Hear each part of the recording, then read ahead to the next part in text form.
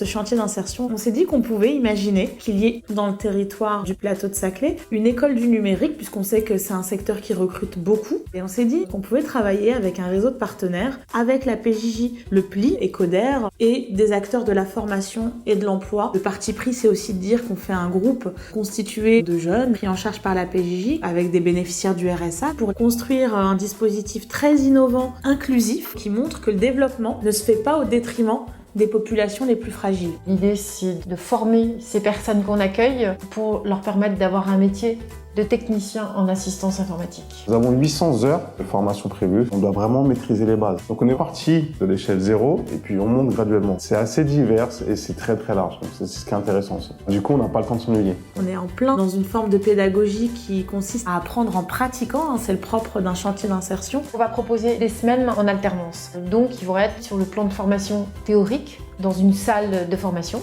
qui nous est prêtée par l'UEAJ.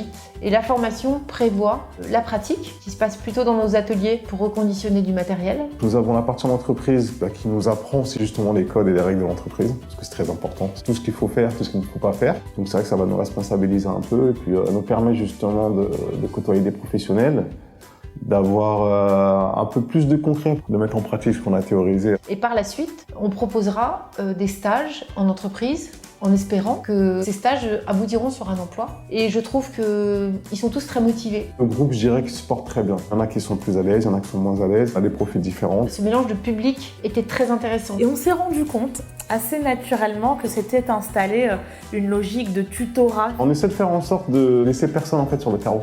Voilà, c'est à nous d'être un peu pédagogue. Je pense que tout le monde est très à l'aise et je trouve que pour l'instant, ça évolue vraiment bien. C'est une expérience qui nous donne des idées et on est déjà en train d'essayer de développer des actions proches de celle-ci dans d'autres départements. Si ça se passe bien, ça va se démocratiser et puis c'est une bonne chose. C'est très prometteur pour l'instant. Par la suite, j'espère que ça pourra vraiment déboucher sur de très grandes choses.